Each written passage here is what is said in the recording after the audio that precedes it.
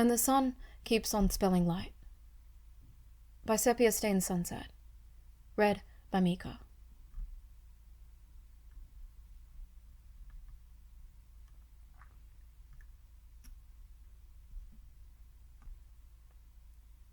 You asked me once, what are we made of? Well, these are the things we're made of. 1 house, 2 house. From The Stag and the Quiver.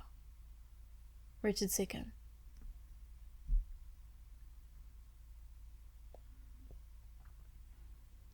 He can hear the grass rustling as Annabeth moves next to him.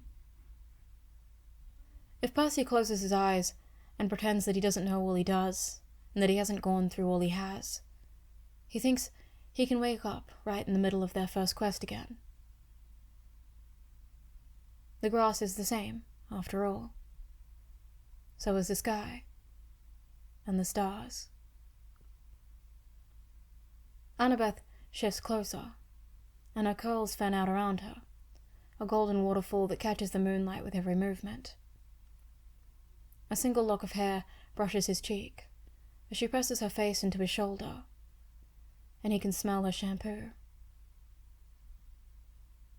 It smells like lemons, with notes of something floral. It's not what she used back when they'd been at Camp Half-Blood. It's not what he remembers.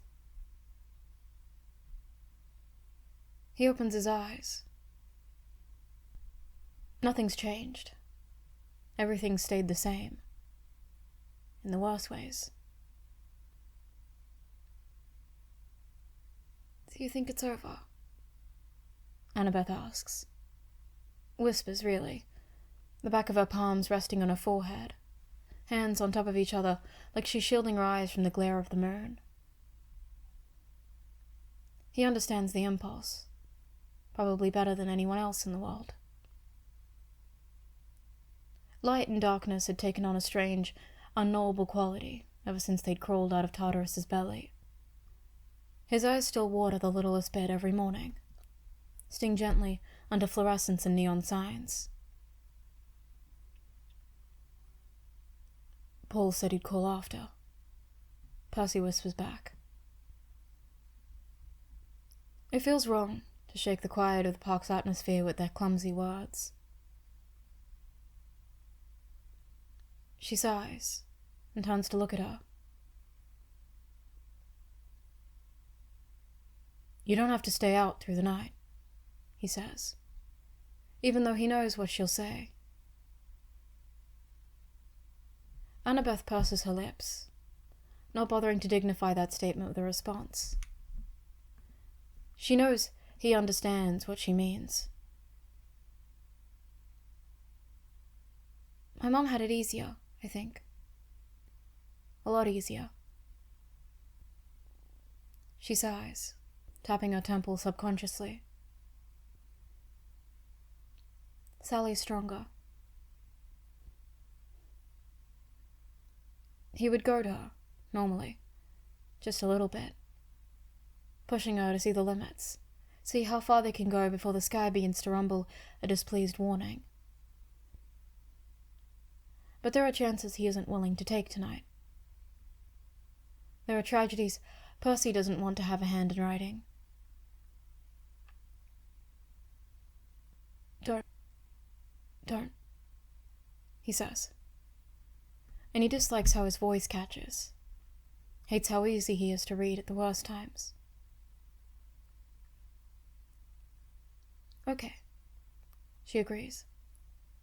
And he feels her twine their fingers together, thumping their joined fists against the grass once, and twice like a sealing ritual. A sacred promise. He feels the warm imprint of her hand in his, and he thinks he must have heard poetry about a moment like this 1,000 times. Paul had talked about Plato. Nico had told him the story in fragments, learning them bit by bit from the souls of his father's court. Something about Zeus splitting the first humans in two, dooming them to an eternal search for their other halves. Found you, he wants to tell Annabeth, I found you after all.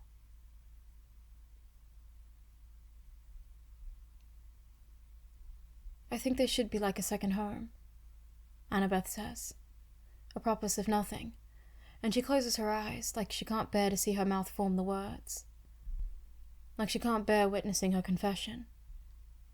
They should be second homes. Arms. Hands. Hands, he echoes, and they're speaking in fragments too, fearful of drawing monsters when they're on the cusp of something so profoundly important happening. Hands, she says, resolute and embarrassed all at once, like she can't quite believe she's saying the words aloud. Percy wants all her pieces. He wants every single one. Make sure you hold her well, Annabeth says. And she's serious now, and her tone is steel, thick with an emotion he can't name. Make sure you hold her enough.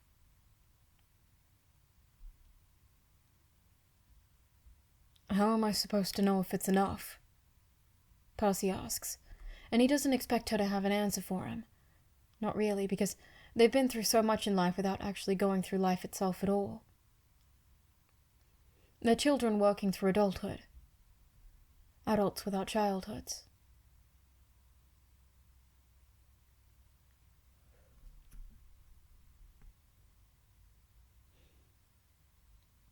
Straight on till morning, he thinks.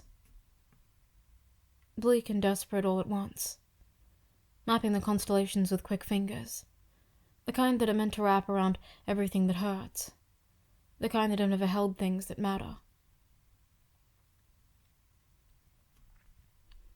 She opens her eyes then, lashes almost dusting the highest parts of her cheekbones, but not quite.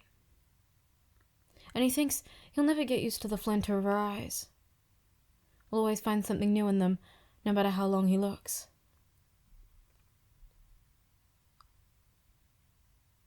It'll never be enough. Annabeth's words are matter of fact, tone brooking no argument. That's the point of it, I think. It'll never be enough, but you're always supposed to keep trying to make it get there. Is that what you wanted?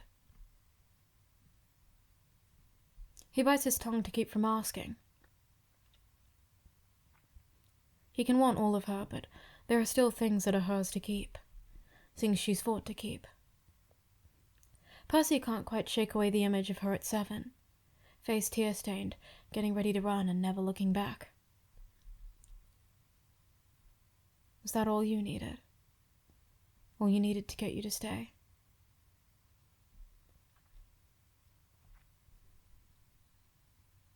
I'll hold Estelle enough, he vows. And he doesn't need to swear on the Styx for it to be the truest promise he's ever made. If Paul and Mum ever learn to trust me to support her head enough first. Annabeth laughs, and it's the first time they've stopped bothering about being quiet. Her laugh cuts through the stillness, and when he joins in, he thinks they can shake the whole place to the core. Shake the foundation if they try hard enough. His phone buzzes in his pocket, ringing just once before cutting itself off. He knows what it means. Paul had kept vigil with Sally once, waiting for hours to see the top of the Empire State Building be lit up blue. Percy's been waiting out here for hours, too. Waiting for his sign. It'll be a cycle with them. He doesn't want to have to need a sign for Estelle. He wants to be right there with her, wherever she is. Starting from right now.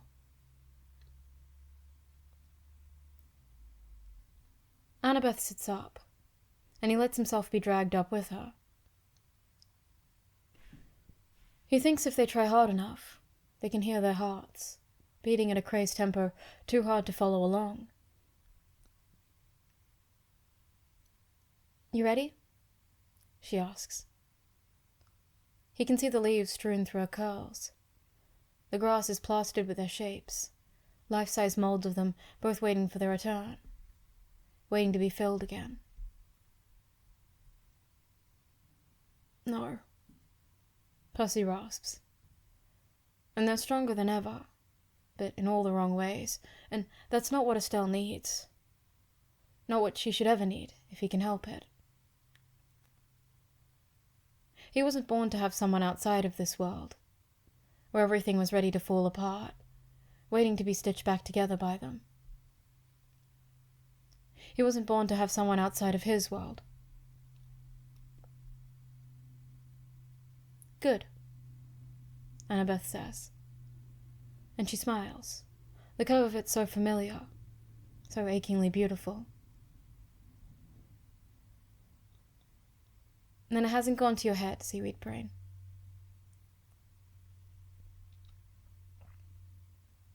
Everything's the same, he thinks. Everything's the same. With a painful jolt of regret, he realizes he'd forgotten that their sky isn't the same. Hadn't been the same since he'd been 14, and running across the country with grief hot on his heels. He'd forgotten Zoe's constellation.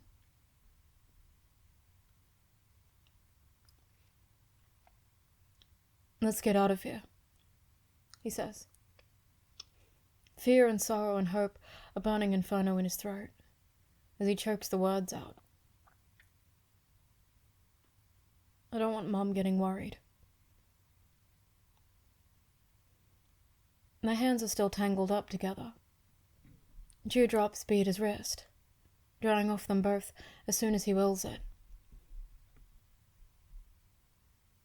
Annabeth squeezes his hand, a reminder that she's right there, that she isn't going anywhere. He squeezes back, tighter, just as reassuring. "Me neither," Percy needs her to know. Never again.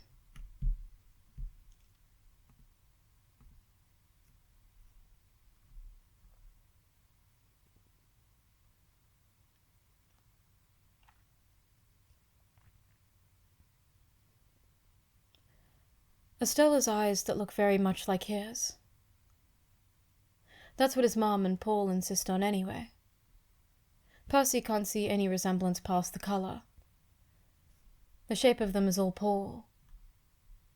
She always looks happy, skin wrinkling at the corners of her eyes, like she's smiling even when she's just looking at them all. That's their mom, through and through. When he'd held her for the first time, there had been a few seconds where he'd feared keeping his word.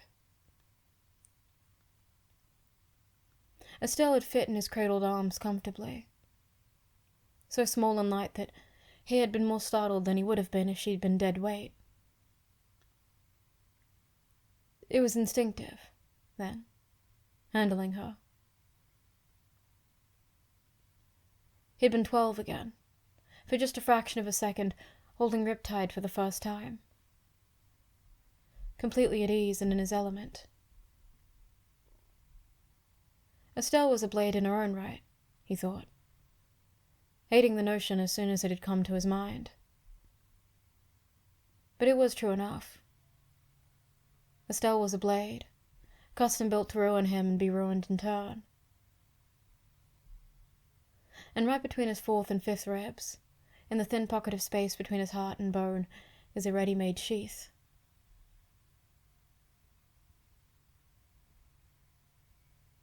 "She likes you already," Paul had said, when she'd cooed subaudibly at him. And his voice had been coated with awe.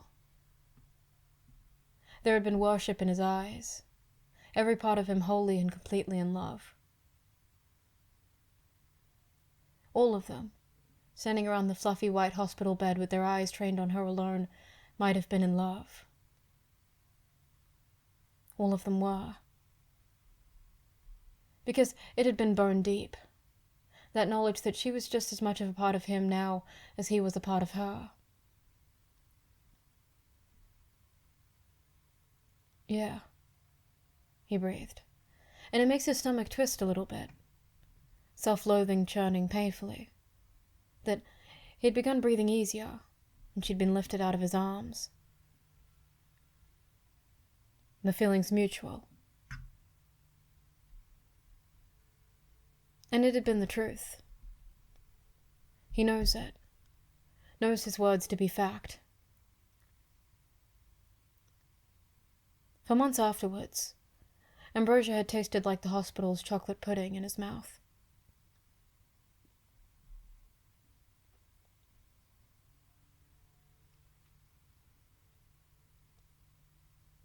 They come after him less now, the monsters. Or maybe it's the same as ever. Maybe he'd just gotten better at fighting, better at surviving. That's the thing with carnivorous plants, he thinks, although the metaphor is a borrowed one. A theft straight out of the mouth of someone whose face he can't quite remember. Though he gets the fleeting impression of Camp Half-Blood strawberry fields and a sun that hasn't quite set yet. They're not the strongest, but they adapt fast, and over time they learn how to ruin their prey in a matter of seconds. That's the thing with them. That's the thing with us.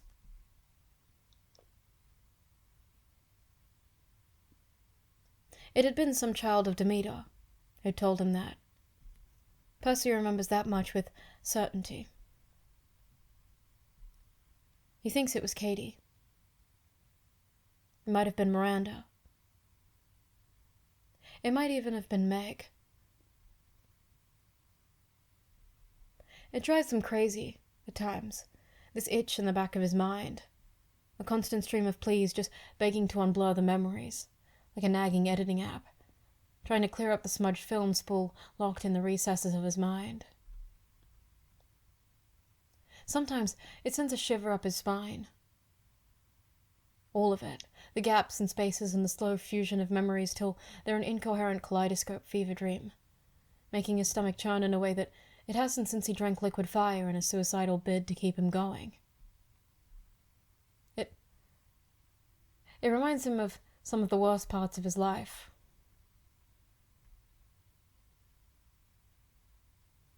It reminds him of Hera. And yet he can't be bothered to fix it, change it.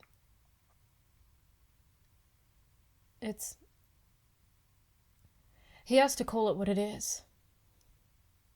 He hasn't fallen far enough to lie to himself. Hasn't fallen that far just yet. It's only proof of his exhaustion. It's just proof that he's done. The only faces he really remembers anymore. He remembers because he lost their wearers.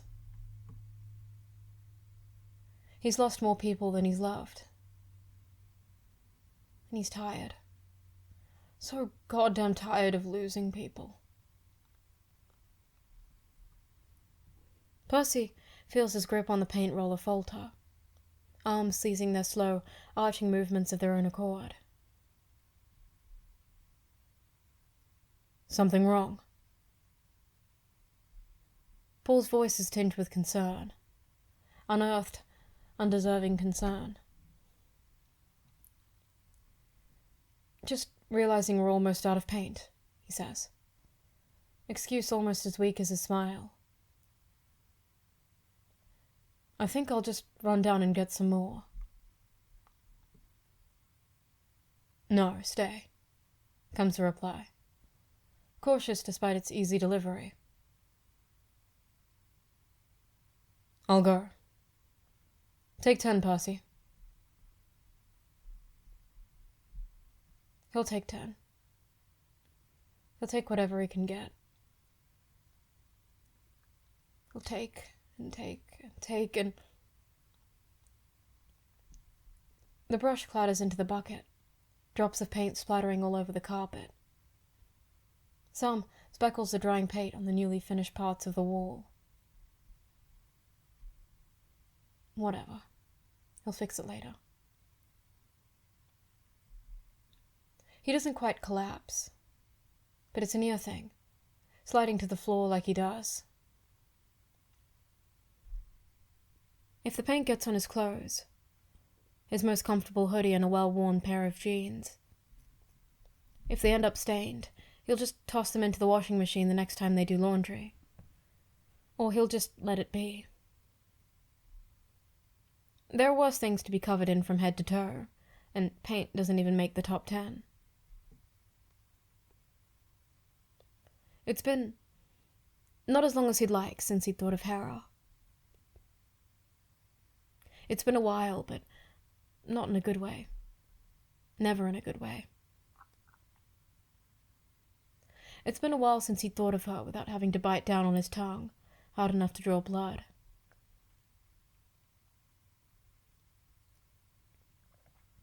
Percy prods the back of his teeth with the tip of his tongue. He won't rule out that last possibility just yet.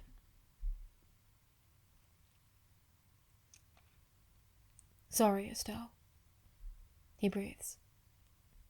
Because it's easier to say sorry to someone he hasn't met yet. Because it's so much easier to pretend that leaving a nursery unfinished is the worst thing he's ever done. It's not fair. It's not fair that it still feels like he has the Gorgon's blood burning a hole through the flesh in his mouth. It's not fair that he has to remember what he hasn't quite forgotten. It's exactly like the rest of his life has been so far.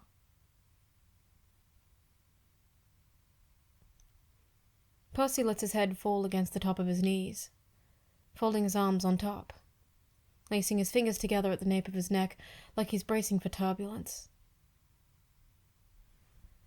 That's pretty much standard procedure, pretty much how he's lived his life so far, waiting out disaster after disaster, praying that the inevitable crash would be gentle, that he'll walk out of it all in one piece. He hates it. How he gets when he gets like this. When he gets to a point where he can understand his enemies just a little bit. Just a little better.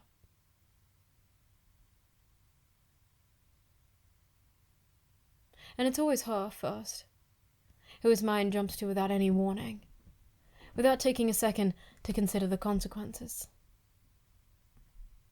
Ugly's.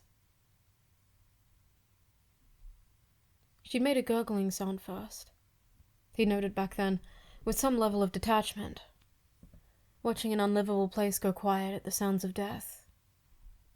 And then she'd begun to wail, curses on her tongue, and her venom pooling in her mouth. Percy hopes she knows he's choking on his own pain. He hopes she knows she's drowning in it. The son of Poseidon finding unconquerable ocean after unconquerable ocean. He hopes she dies. I hate you, he whispers, into the sliver of space between his forehead and his knees, bitterness bubbling up in the back of his throat. And he was built of love once. He really had been. But his list has grown, and he's changed, and he doesn't know who he's talking about anymore, as he spits the words out. I hate you.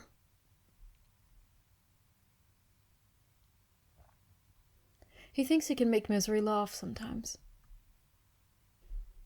His family doesn't need a never-ending cavalcade of monsters to feel fear.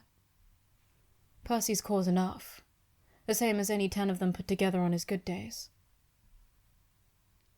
They didn't need to be afraid of what haunted the streets outside their house, when they let something worse grow and rot and fester inside their home.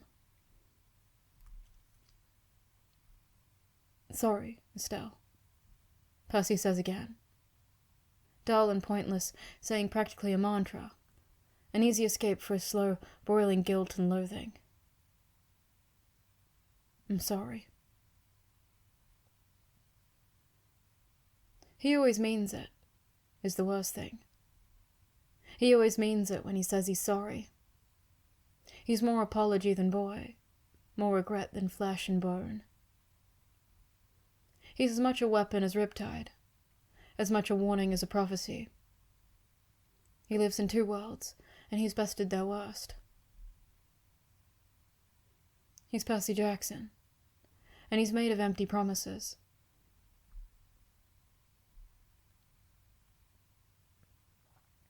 The nursery remains unpainted for a month.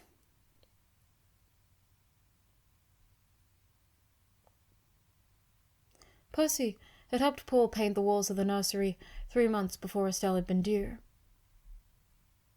They'd begun their task with a single-minded focus, dipping their brushes in the paint buckets over and over again till it became muscle memory. He hadn't meant to brag, but even so, he'd called Grover pretty much the second they'd put their brushes down, swiveling the phone's tiny camera around to show the room off in all its painted glory.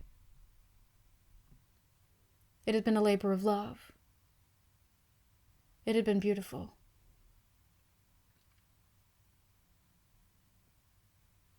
They never spoke of the month they'd left it untouched, as pristine and clinical as a mausoleum. She likes it. Or so they think. Their mum insists that she does, but Percy doesn't quite buy it. Whatever. He'll let his mum play translator. He'll play along.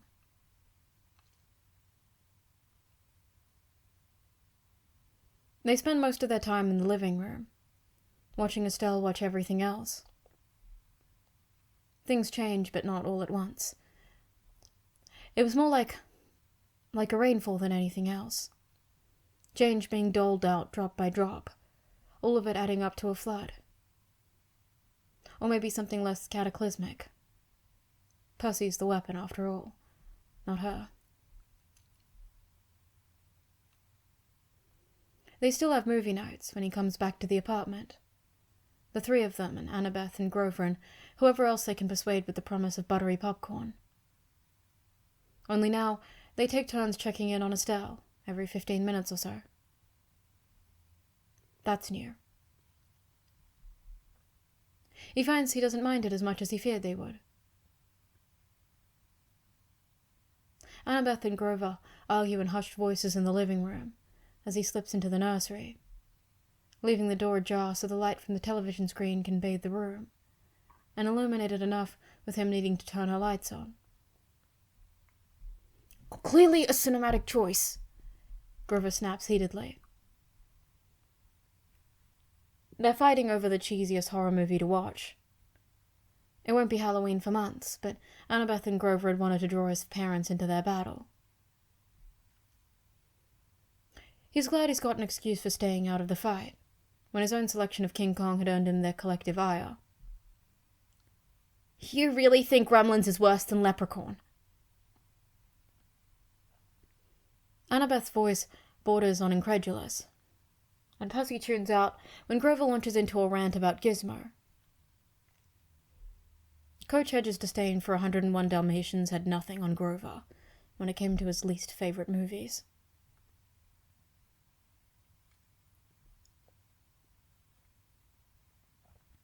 Estelle blinks up at him, awake despite being rocked to sleep by their mum not 10 minutes ago. Grover had played her a lullaby on his reed pipes 15 minutes before that. He can appreciate her complete distaste for the rules. That's just another thing they have in common.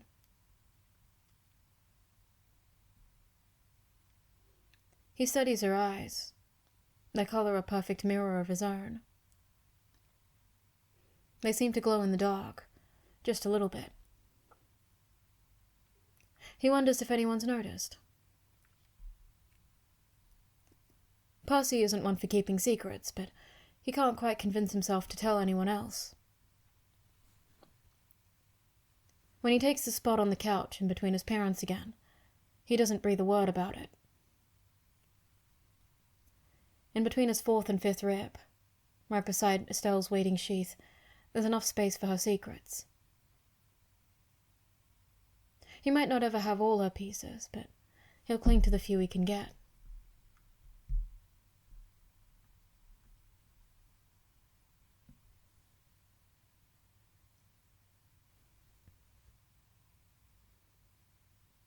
Percy had helped paint her nursery blue. Percy had helped paint Estelle's nursery blue, and on the day she comes home, he moves out. They speak of it without tears in their eyes. He and Annabeth call it college. His mum and Paul call it his future. It's the only way, in truth. It's not a choice. Not really. It's odd, he thinks, as he says goodbye with an unwarranted sense of finality. That to love her, he needs to leave. They'd entertain the thought of keeping her safe without needing to go as far as they do. It's impossible. She's just a kid, they echo. An infinite chorus of just those 4 words. She's just a kid. He knows what they're hoping will happen. It clings to their every syllable, a hidden prayer that she'll be seen for all she is. A mortal child, meant to care about climbing trees and eating too much sugar.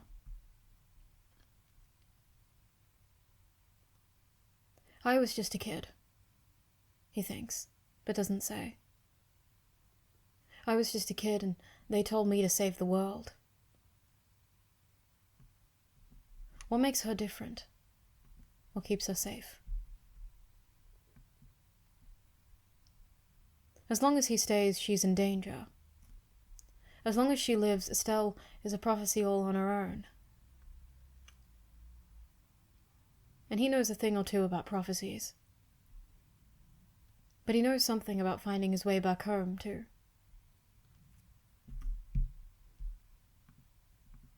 There are battling impulses.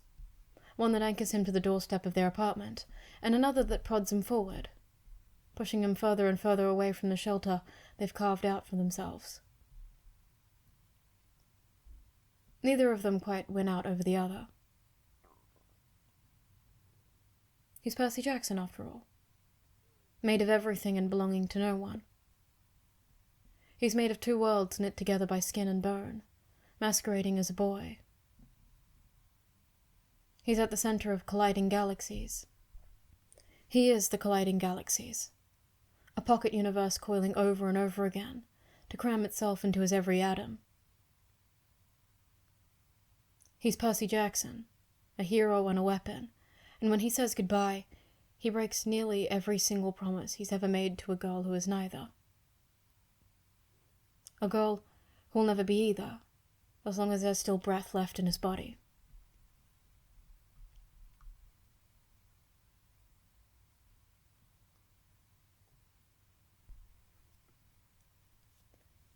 Percy's almost surprised that a year in New Rome is the same as a year in New York.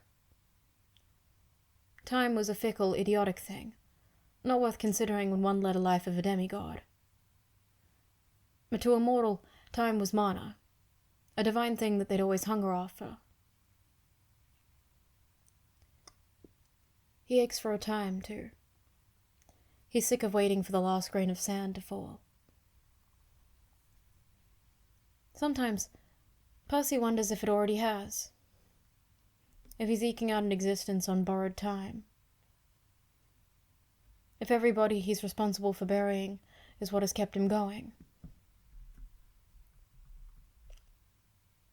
Estelle has a lot of firsts that year.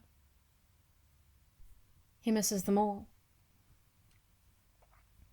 But there are some things he gets to have. Some things that are theirs alone. He wanders down the streets of Manhattan with Annabeth holding his left hand. His right hand worrying over Estelle and her carrier. It's his sword arm. It's built to protect. It had been on instinct that he'd positioned her that way. Percy wonders whether he should feel proud of the fact. Probably not, considering that he owes her a safety. Owes it to her because he puts her in danger with every passing minute. He holds Estelle well. Has he held her enough? Had he held her enough? Percy's hands are busy clutching her securely to his chest. He can feel his eyes shifting every which way, taking everything in and leaving nothing out. Annabeth's hand twitches to her pocket. She is riptide within it. If there's danger, Percy and Estelle are functionally useless. It feels like centuries ago, even though it's only been a few years. It feels like a different life. When he'd asked her to close her eyes and jump, a leap of faith in a faithless place. And she had. She had. He's filled with a quiet awe, now as he pours his own life into her cupped palms. It's as though they were designed to keep that part of him safe. She had taken a knife for him before. He can feel a phantom brush of fingers past the small on his back. If his shadow could, it would wind its way around her, completely and totally. With her there, he is safe. They slip into a nearby grocery store when Estelle starts getting fussy, because neither of them have ever taken care of a kid before. Never have babysat either, so of course they hadn't bothered carrying anything for her to eat. It's certainly different. This new, mundane panic that didn't have his heart pounding in his ears, doesn't have his sides twinging with the memories of old wounds. Annabeth leaves him by the frozen foods aisle, letting him indulge Estelle as she eyes the peas in the freezer. Their mom had started introducing them into her food, and her instant dislike for them had only served to encourage her more.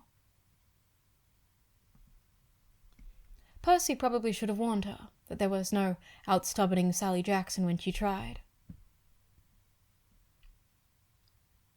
It was a big brotherly duty, he suspects, written somewhere in the annals of siblinghood, to tell his baby sister what battles she should give up on fighting.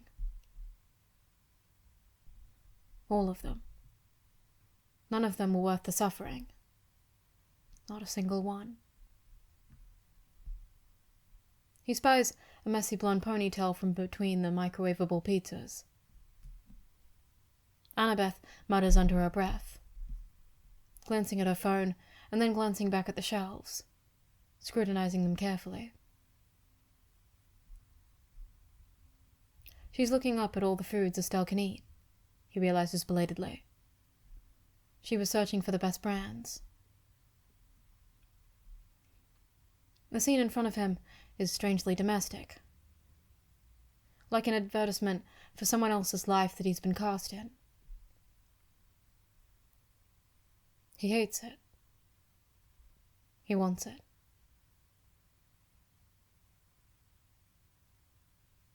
Cute baby. Percy feels his head snap to the right, staring without comprehending at the small, elderly lady who'd spoken to him. She nods her head at Estelle, clucking her tongue and cooing to get her attention. Estelle lets out a squeal of genuine delight, pleasing her, the wrinkles of her skin deepening when she smiles. Is she yours? The woman asks. And he should hesitate, should consider what he's doing, but his love is a thing with teeth, and they snap when they must. Yes, he says, unthinking. Percy leaves her be with that, moving to where Annabeth is inspecting a shelf full of baby products. And she is his, isn't he? The same way he's hers. A bond made of blood and sacrifice. A bond made of love and pain in equal measure. It's the only kind of tie that's worth having, worth fighting for. He's fought a war for a world before. There are lines he'd cross willingly, for all the people he considers his. It's the eyes, he thinks, discomfited by the maelstrom in his mind. It's the eyes that make people think she's mine. And it's the hair, maybe. The colour, salt and pepper, is close to his own, raven as it is. He could have matched her at 14. Raven hair shot through a streak of grey. He could have matched her. He could have been something more than 1,000 jagged edges. He could have been that for her, maybe. It curls a little, loose ringlets just like Annabeth's. Estelle is made of flesh and bone. She isn't meant to be loved by people made of longing. She isn't meant to be loved by a love that can tear. By a love that can rip and shred and puppeteer every molecule. It would only end up eating her alive.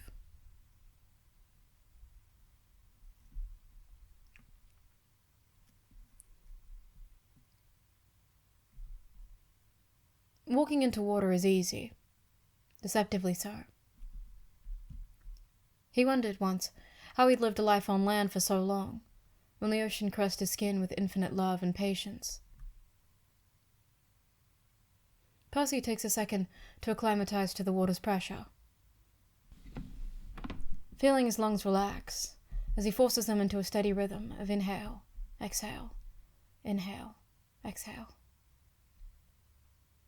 His mind turns to Estelle as he dives deeper, an automatic shift in his thoughts even when it's been months since he'd last seen her. She must have grown taller again. She probably took after Paul when it came to appearances. The hair alone was a dead giveaway. Estelle's almost 5 now, and it feels like it should be monumental. Everything about his life has been a constant build-up to something, fight after fight with the promise of an end goal, and he thought his family was it, that having his peace would be the final rung. But she's almost 5, and he darts in and out of their lives, weaving about the house like a ghost, insisting on haunting them till they try giving him permanence, slinking away only to return the second he feels himself slipping too far out of their reach. I made Misery herself weep, he wants to tell her. Can you blame me for staying away? She's a stranger to him, just a little bit. She lives in a house he's never grown up in, with the people he never got to keep. And she belongs. She's a stranger in his eyes. The realization isn't a gunshot as much as a separating bullet wound, an already present injury, a steady throbbing that never lets itself slip out of notice enough to surprise him. She's a stranger in his eyes, and he's a stranger with hers.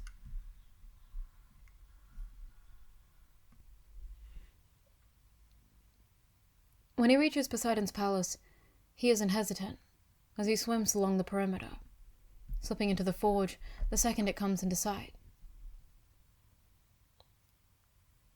The heat of it is startling. It knocks every science lesson he's ever learnt straight out of his head when he lays his eyes on the fire growing cheerfully in the oddly fashioned hearth, bright and content. Percy! He's wrapped in a hug almost as warm as the cheerful flames. The arms around him are corded through with muscle, but they're exceedingly gentle. He can smell peanut butter if he inhales. He knows. Tyson, Percy breathes, fondness and relief seeping into his voice in equal measure. Even when he'd been part of two worlds at once, even when he'd felt as though he'd belonged in neither, he had his people, those he considered his down to the very core. I missed you too, buddy, he nearly croons, returning the embrace with ferocity. He isn't sure if he's ever once shown a love that isn't undercut by strength. You came to visit me? Tyson asks, cocking his head to the side like a curious bird. Speaking of birds. Where's Ella? He asks, scanning the forge. The harpy often visited her boyfriend when he was busy at work, taking some time off her own job, piecing together the Sibylline books. His happiness and pride come to him with no strings attached when he sees their love, when he sees a love that survives, that endures. That was the thing about a love with teeth. It could bite back. Busy, Tyson says simply, searching behind him. Annabeth? Busy. He sighs back. And it's good.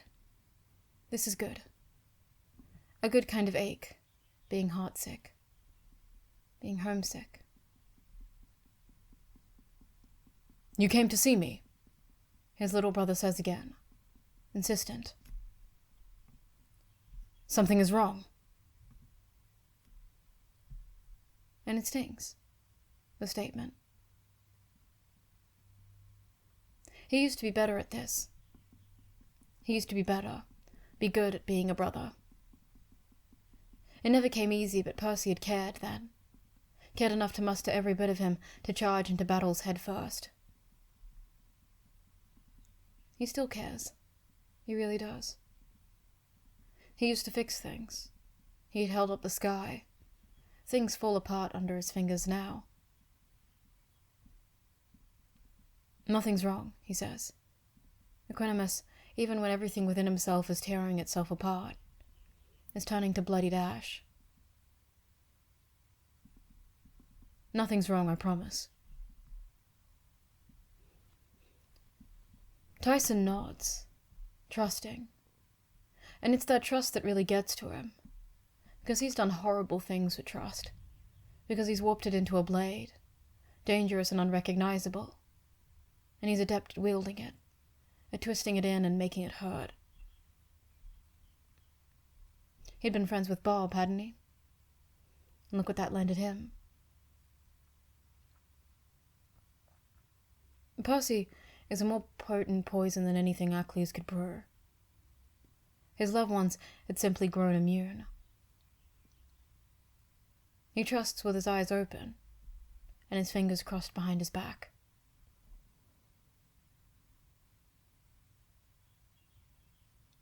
What would you do? Percy asks, breath catching in his throat. And it wouldn't be the first time he's drowned. Wouldn't be the first time he's deserved it either. And it takes all he has to teach his lungs to breathe again. Takes everything in him to not close his eyes, and let the snarling knot of his life be snipped in half. Tyson studies him gravely. What would you do?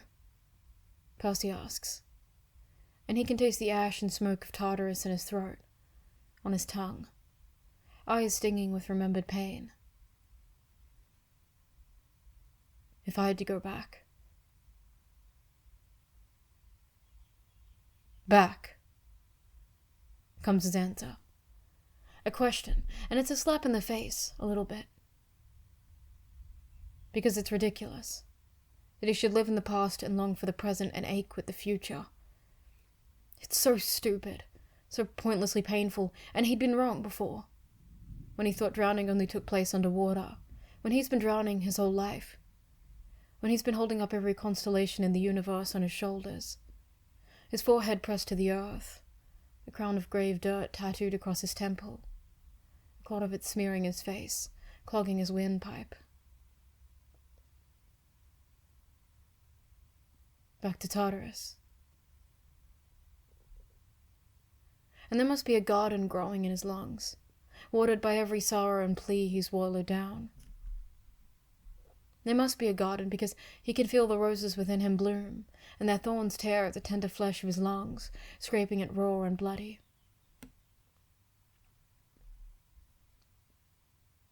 "You wouldn't go alone," Tyson says. Quiet confidence wrapped around him, as soft and comforting as a blanket. "I would follow you there, big brother."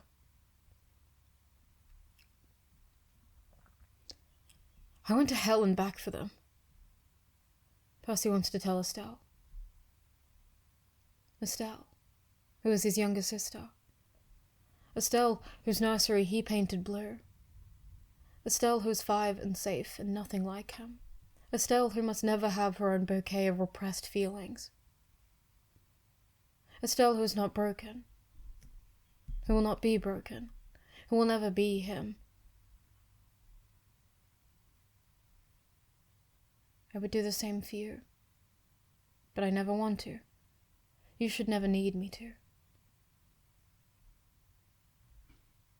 He hugs Tyson a second time, taking in a familiar smell of peanut butter, and it's awful. So awful that he can only love those who have been molded from the same clay. Because he can try and fool himself, but he'll never ask of Estelle what he asked from his brother. Will never take her to Talia's pine or hand her his sword, or touch the streaks of grey-white in her hair and tell her that they match. He belongs to liminality, and she is human. She is one without the other.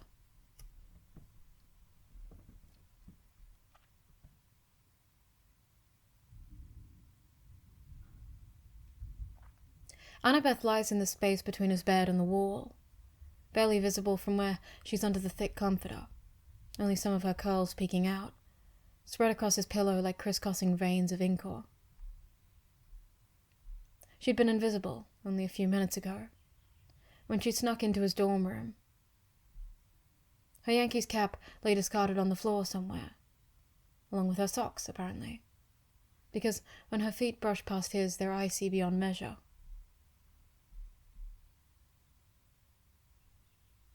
He shivers at the chill.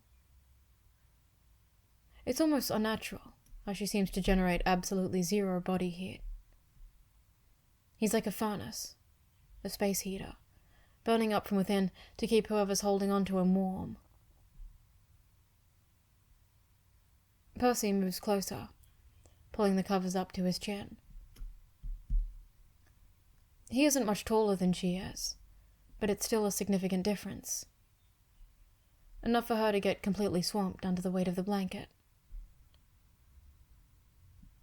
Annabeth mutters something in her sleep, pillowing into his side. He wraps closer to her, cradling her as gently as he knows how. Have I held you enough? He wants to ask, but doesn't. Instead, he whispers, "Did it ever get better with Matthew? Did you fix things with Bobby?" She doesn't say anything, doesn't seem to hear him. He's glad. There are secrets she's fought to keep, long battles she's gone through alone, and she's earned it. They aren't pieces of her so much as shards, meant to be sharp, meant to be clutched too close till they're sliced through skin. And they were held on to still, loved and resented in equal measure. He never wants to know what ambrosia tastes like to her. She'll never know what it means to him. The room is small. He'd refused to take one in the praetor's wing. The thought of it had left an acrid taste in his mouth, startlingly similar to Gorgon's blood, hatefully intimate in its pungence. Through the cracks in his window blinds, evening light filters in, a slow, steady stream of amber that makes the smallest, darkest parts of them look natural. They look beautiful. They look like they belong. When he pulls her even closer to himself, you can see their shadows merge on the wall, their every bitter edge sewn together, sewn up tight, and become one. He isn't quite asleep when she awakens, blinking up at him from where her head is splayed on his bent arm. He's molded himself to fit her every plane. She'd done the same for him. It doesn't get better unless you want it to, Annabeth tells him, hair curtaining his shoulder, fingers digging soft crescents into the skin of his deltoid muscle. She's already a part of him, already has her marks on his skin. There are scars he can trace and find them to be in her shape, but he'll always want more, always need her to leave her mark upon him, a living, growing promise of remembrance. It won't get better if you don't want it enough. It takes him a minute to understand what she's talking about. She falls asleep again before he gets it. Asleep before she can tell her that he's a creature made up entirely of want. If longing is all it takes, he's longed enough to outlast 100 lifetimes.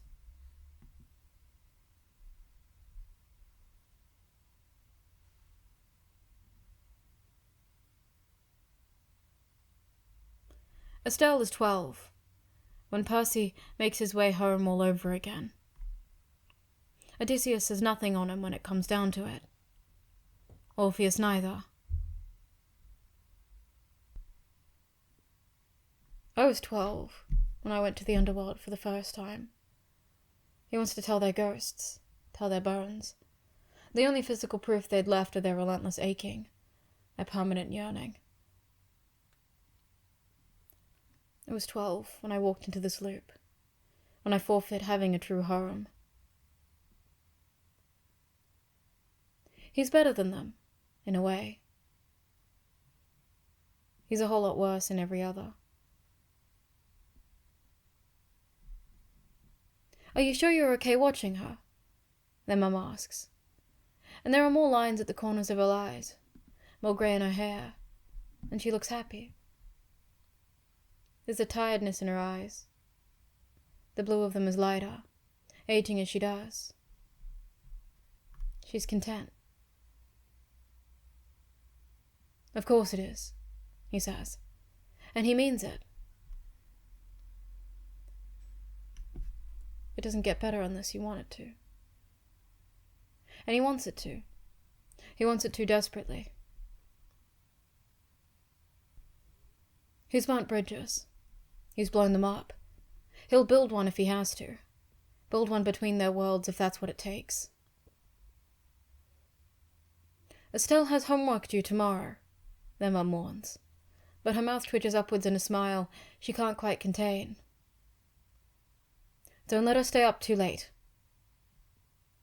I won't, he promises, smile askew, fingers crossed in front of them both. It makes her laugh, makes her seem ethereal in all her humanness. And when she kisses the skin of his cheek, it's as much a promise as any he's ever made. Estelle stays quiet throughout, twirling her hair around her pencil boredly. She glances up at him once or twice when he comes to sit at the island across from her, but she doesn't pay much attention. The silence cuts under her skin, seeping into his bones in all the wrong ways. It's deserved, but that doesn't mean he has to like it.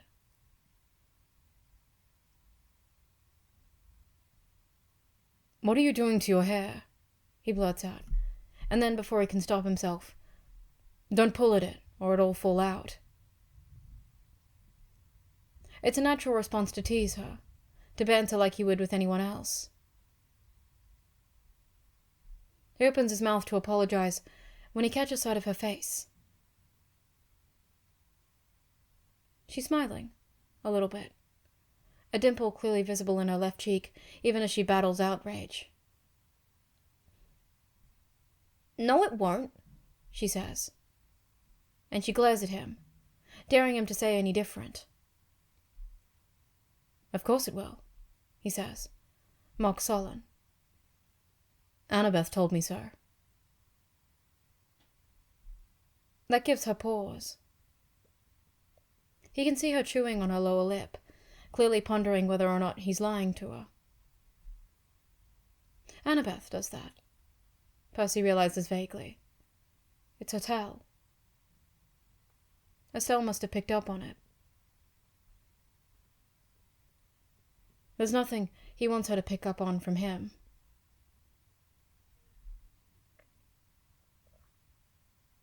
Estelle blinks at him, and there's outrage in her eyes again, so she's clearly caught him out. "What's bothering you about your hair anyway?" he asks, if only to take her attention off of him. "It's the color," she says. Too quickly, too rushed, but he doesn't know enough about her to decipher it. It's strange. "What's so strange about it?" Percy asks, fighting to keep the envy out of his voice. "I used to have a streak of grey." "We could have matched," he wants to tell her. "When I was 14, when I was a better person. When I didn't have so much blood on my hands. We could have matched. And I would have wanted it." "You did?" she asks, sounding excited, and then scrunches her nose up in confusion. "Wait, how?" "Through sacrifice," he wants to say. "Through love." "I wish I could get it back," he sighs instead. Estelle considers his words, and turns back to the assignments spread out in front of her. He squints, trying to discern what they say. "Just get hair chalk." He blinks. He'd assumed the conversation was over. He wouldn't have blamed her if it had. There's practically nothing in his life he can tell her about in its entirety. With her, he is made up entirely of deceit and misdirection. Hair chalk. He croaks out the words, and there's something heavy settling at the bottom of his lungs, something that feels dangerously close to hope. "Percy." She stares at him, widening her eyes a little bit, like she's trying to get him on track. "Hair chalk. It's temporary." "Right," he says, and then leaps to his feet, heart hammering in his chest and his throat. "Hair chalk. Thanks, Stella." The name slips out unbidden, unthinkingly. She doesn't object.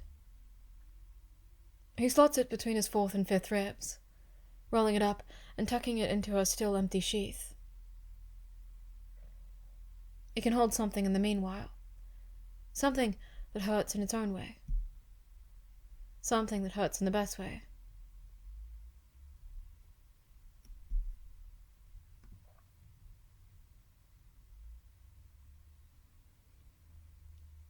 "Move!"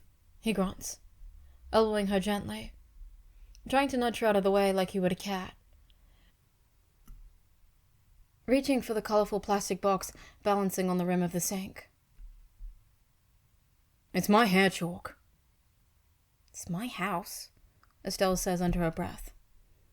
stepping aside to let him through. But he hears anyway. He stifles a laugh.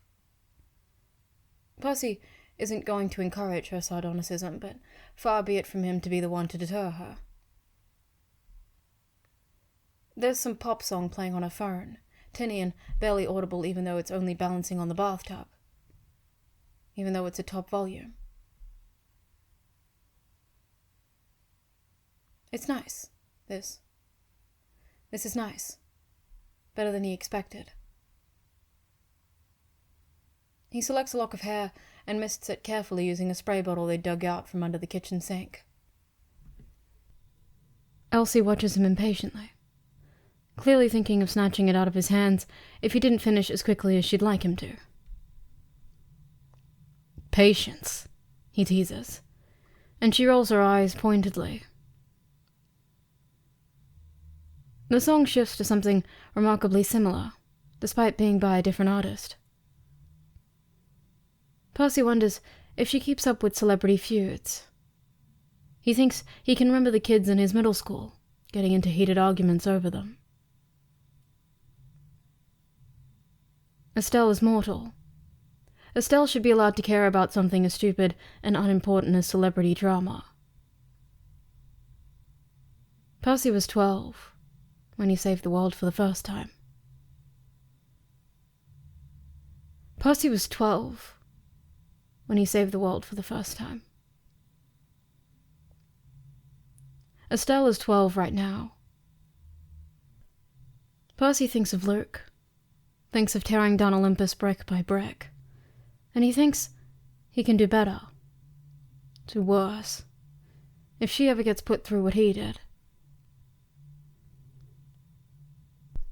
Watch, she commands, and he complies willingly, watching her run a bright pink chalk down a single lock of wetted hair.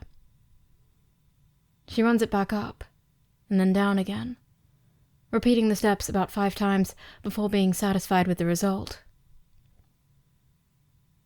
Flakes of chalk litter the basin, bright against the bright white porcelain. He understands instinctively that his mum will probably kill him for making a complete mess. Percy eyes Estelle's hair. The pink is a little closer to neon than rose, almost offensively bright. She seems happy enough with it, tilting her head about and admiring it in the ornate mirror hanging over the sink. Vaguely, he realizes his doom is imminent, when he remembers that she hadn't exactly asked for permission. Your turn, she says, offering him the box, watching him run his fingers over each chalk, though he inevitably chooses the grey, little particles dusting the rest of the chalks as he lifts it out with infinite care, doing his best to keep it from chipping. The white doesn't sit right with him. It had been the initial colour, an upsetting, unforeseen side effect. The grey had grown with them, had become as much a part of them as the beads strung around their necks. He runs it up and down a lock of hair, choosing the longest one. Percy had meant to get his hair cut, but it had fallen to the wayside as things had cropped up. He's glad he hadn't. Percy watches as he leaves colour along his path, something new and familiar all at once. He's 14 again. Almost, but not quite. 14, but with all the scars he'd gained as he grew. Estelle watches him with interest. She'd given this to him without knowing. She'd given this to him on purpose. She'd given this to him by accident. She'd given this to him. He touches the streak reverently. Neither of them had had the foresight to put on gloves. Strips of pink run up her wrists like neon blood. like roses, blooming all over her skin. His own fingertips come away stained with a metallic grey. It makes the skin look unsettlingly withered, like a statue's crumbling stone surface. He's grateful for the physical proof he receives. Percy turns to look at his sister, taking in the vivid mess on the left side of her head, the pink colouring seeping into locks of hair it wasn't intended to touch. He swallows around the thank yous clambering up his throat. There had been a garden of thorns in his lungs once, and it seemed to recede now, seems to soften into moss, something easier to keep, easier to breathe with.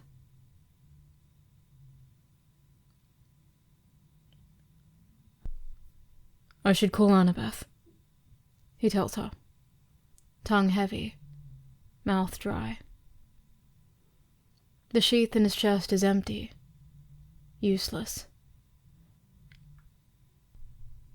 She's a scalpel, has always been a scalpel. A surgical instrument meant to cut away the worst, hurting parts of him to leave him better, leave him healing. And she doesn't need him to build a home within him when she's had one all along anyway. He doesn't tell her any of it.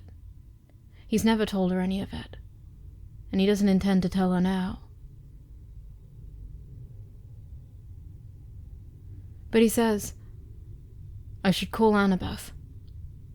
And that's a secret he's giving her to pocket, giving to her to keep, because everyone else who knows where the grey matters is divine in their own right.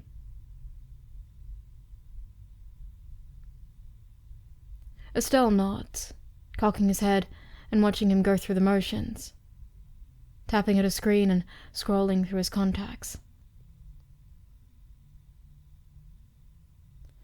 It's terrifying, waking up to a world that's laying on its side, tilted the wrong way on its axis. He's terrified.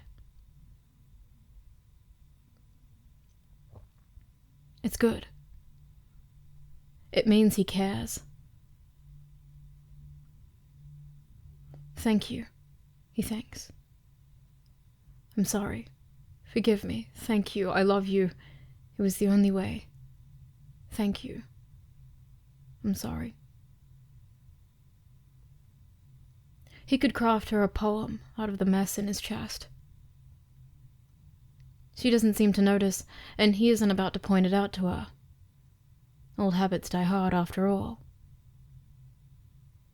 But even so, he'd met her halfway. He felt himself belong. She's a prophecy. And he spent his whole life fighting. Has spent his whole life waiting for the telltale green smoke to jerk him about as it wished. As long as he stays, she's in danger. And as long as she lives, he can't stay. That's what she means. That's what she meant to him. Estelle had been a prophecy all on her own. And he knows a thing or two about prophecies. It's instinct in him to never turn against the tide, to never fight the currents. He's the son of the seas. He knows the full strength of the ocean.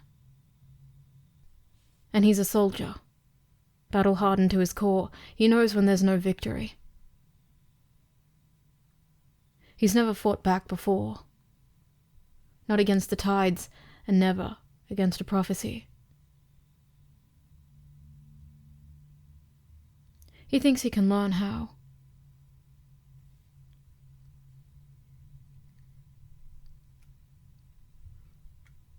Hey, it's 𝘵𝘠𝘠. Everyone's really excited about the new Percy Jackson series, or at least there are in my version of the internet.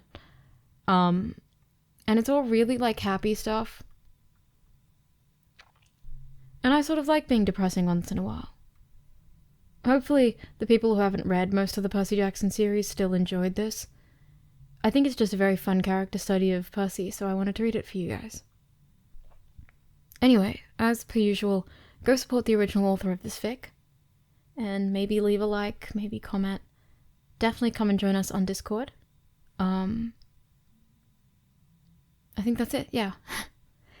Here's the ending segment. The Ghost King.